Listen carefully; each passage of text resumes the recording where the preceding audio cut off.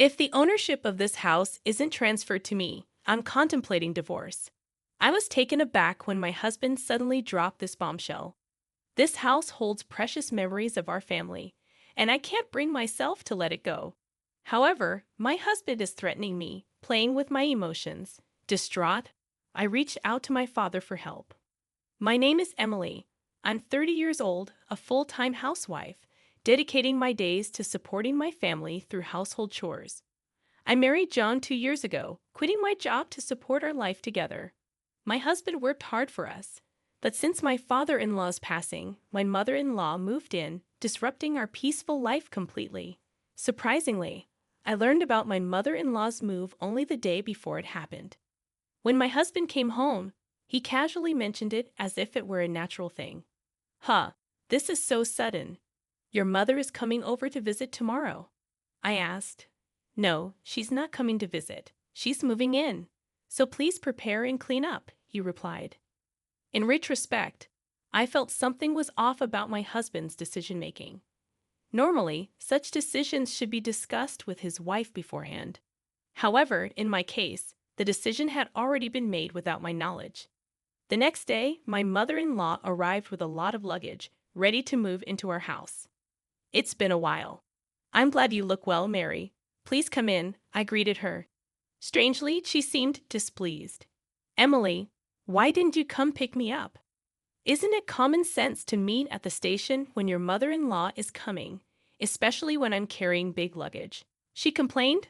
I explained that I didn't know her arrival time, but she retorted that I should have contacted her, labeling me as thoughtless. From that day on, my mother-in-law's snide comments intensified. As soon as my husband left for work, the barrage began. Emily, why are you sitting there? Do the dishes. You should have finished the laundry in the morning. That's common knowledge. I apologized and promised to do the laundry after the dishes. However, her comments continued, criticizing my priorities and claiming that in her house, there's a rule to do laundry immediately after breakfast, dismissing any excuses. I maintain my own daily routine. Why can't Mary understand that I'm not refusing to do the work? It seems she just can't accept my way of doing things. Even if I did things her way, she would still find fault and complain every day. The daytime hours alone with her were especially challenging. One day, I had an epiphany on how to end this living hell with my mother-in-law. Move to the house I inherited from my father and live in a separate home from her. My father retired early a few months ago, and as a result, my parents started a new life in the countryside. They then passed on their house to me. Fortunately, that house isn't too far from our current apartment, and we were planning to move eventually. Living with my mother-in-law has reached my limits, so I decided to talk to my husband about moving sooner. John, can we talk for a moment? I asked. He inquired. What's up? Anything happened? I brought up the house my father gave us and suggested moving there. Oh, that house. We did talk about moving there someday. Why the sudden decision? He wondered. I explained. Well, I've been having some difficulties with your mother. I can't bear living with her anymore, so I'm seriously considering moving. Surprisingly, my husband agreed to the move. After informing Mary, we decided to move a week later. I thought she would oppose, but she accepted our decision with a big smile. Goodbye, John and Emily.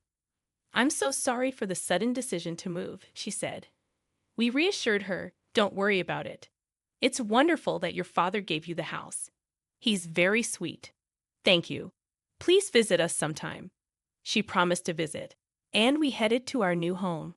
I felt relieved. I wouldn't have to hear snide remarks from her anymore. From now on, I could live freely at my own pace. Although I thought she might oppose, I'm glad I consulted John. However, my peace did not last.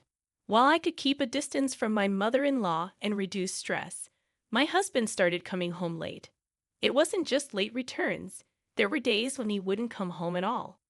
He was visiting his mother, defending his actions by saying he was worried about her. It became too frequent, disrupting my daily life. One day, I realized this couldn't go on. I sat him down for a talk. John, you've been coming home really late lately, and sometimes you don't even come home at all. Is that so? I'm just worried about my mother, he replied. That's not the point. At least let me know beforehand that you'll be late so I'll know I don't have to prepare dinner. Since you're a housewife and always at home, you can eat the leftovers for lunch the next day, right? So you're saying I should just accept everything quietly because I'm a housewife? Are you saying we shouldn't talk about this? Isn't that the truth? Housewives just relax at home, right? What? What are you saying? Anyway, I'm worried about leaving my mother alone. Ellie will be coming back soon, and I need to discuss some things with her. Wait, Ellie is coming back. Ellie is John's sister who currently lives abroad for work. It was the first time I heard she's coming back, but what does he need to discuss with her? Curious, I asked my husband. We're moving Ellie here to live with us. What? Live together? Yes, she kept saying she wanted a big house like the one she lived abroad. That's why I thought of letting her stay in this house. I don't understand. Suddenly informed of this, I couldn't think of anything. Is my sister-in-law going to live in this house? I was just able to escape Mary's bickering, and now his sister. Wait a minute. Why is Ellie going to live in this house? This is the house that I inherited from my father. It's unnatural. This is the only big house that would satisfy Ellie. The apartment where we used to live is now where my mother stays, and it's too small for 4 people. Don't just decide on your own. I never intended to live with Ellie. Oh, I don't plan to live together either. I intend to give this house to Ellie. What? Why? Because we plan to move back with my mother. Ellie can use this house freely. I was taken aback by my husband's unreasonable proposal and felt like fainting. Despite my repeated insistence that I had no intention of living with my mother-in-law, my husband eventually became furious. Can't you be a little more considerate? You can live because of me, so just do as I say. Enough is enough. Enough of your jokes. This house is precious to me, inherited from my father. Why should I give it to Ellie? Such a wonderful house is wasted on you, isn't it? I've already told Ellie that I've got her a large house. It's too late to say otherwise now. I wasn't consulted in any of this decision. Either way, I can't accept it. You're always complaining. Enough. Calm down and think. I'll go back to my mother's for a while. My husband angrily slammed the door and left. Left alone in the room, tears streamed down my face. I couldn't understand why my husband decided everything on his own. It's unimaginable that he intends to give away the house. I inherited my father's house, but my husband insisted on giving it to my sister-in-law, Ellie. Every day, he bombarded me with messages, asking if I had calmed down and urging me to come back soon. Each time, I had to firmly tell him that I had no intention of agreeing. Then, one day, he sent a message that read, "Hey, Emily, when will you come here and live with me? Stop nagging. I've said it so many times. I have no intention of living with Mary, moving there, and giving this house to Ellie. I've already told Ellie, stop being selfish. She might be coming back this week, so there's no time. Why should I give up my house for your family? I inherited this house from my father. Don't decide on your own. Who do you think you're talking to? Even my mother is furious. I'm at my wit's end. That's not my problem. You're ignoring my feelings." My husband let out a big sigh over the phone, clearly frustrated. Then he said something shocking. "If you can't listen to me, then let's divorce. Hand over the house to Ellie. Leave by tomorrow." At that moment, my love for my husband quickly faded. Threatening me with the word divorce was utterly despicable, and I couldn't possibly forgive him. To use divorce as a threat without considering someone's feelings was unacceptable. I couldn't let these people have their way. As I burned with anger, my husband continued to speak with a triumphant and dominating tone. "Listen, if you don't leave by tomorrow, I'll really divorce you. Got it?" "Wait, are you serious?" I asked, shocked. "Of course I am. You don't have a choice. What will you do if you, a housewife, get divorced? You can't survive. Enough, I get it. Good. Hurry up and move over here. My mother is looking forward to disciplining you." He hung up the phone with a confident tone, thinking I would do as he said. After that call, I made up my mind and decided to seek help from my father for a plan. The next day came, and I calmly replied, "Yes, everything's ready," when asked about the move.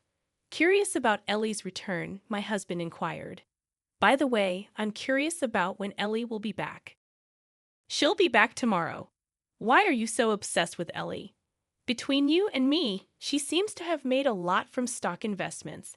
I see, so if you provide her with the house, maybe you can ask for financial help."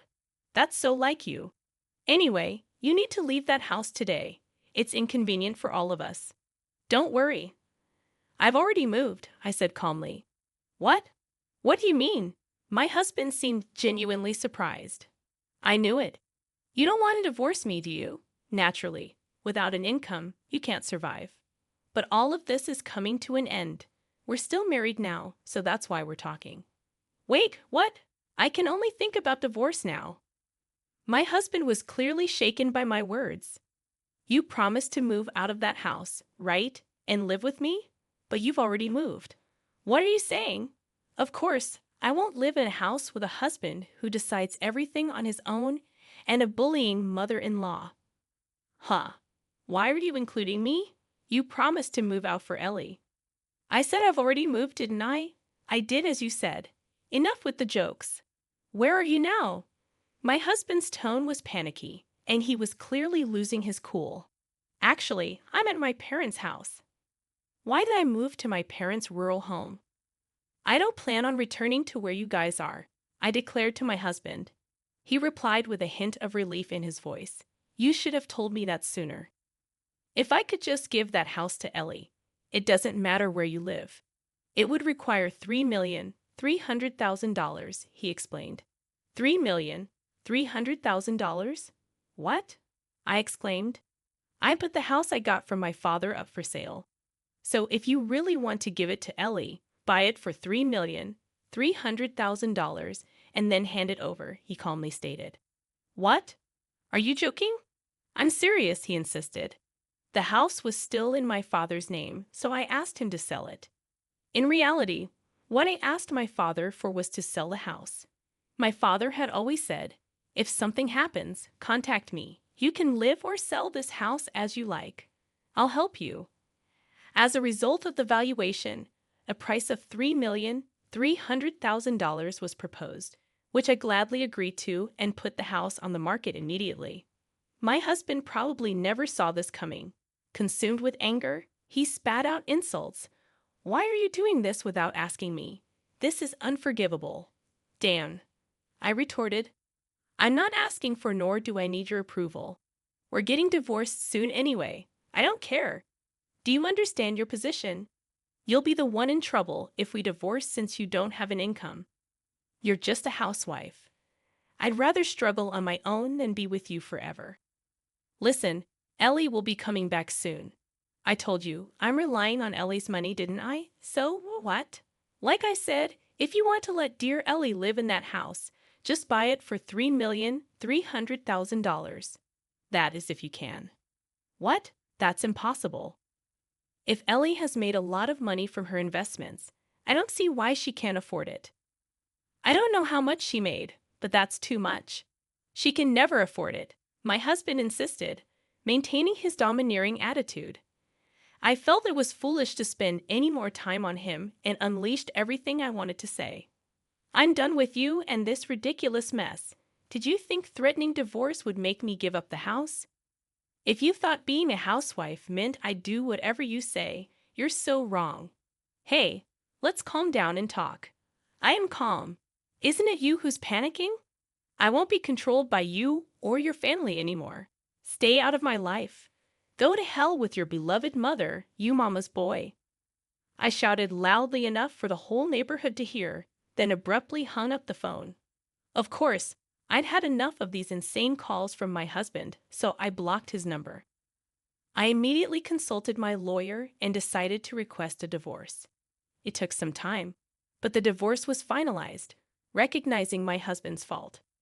He and Mary still live in that apartment. As for Ellie, they couldn't provide the large house she wanted, and she was furious, claiming this wasn't the deal and made a U-turn back overseas. My ex-husband's plan to seek financial assistance from his successful sister fell through. Now, he seems to be struggling financially, having to pay me alimony and support his mother. As long as he continues to live with such a selfish mother, his life will never be prosperous.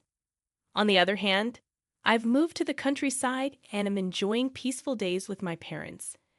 I recently started a clerical job at a small company introduced by a neighbor. With that salary, I can live comfortably. I plan to live here for a while. I want to be by my parents' side as much as possible to repay the kindness they've shown me.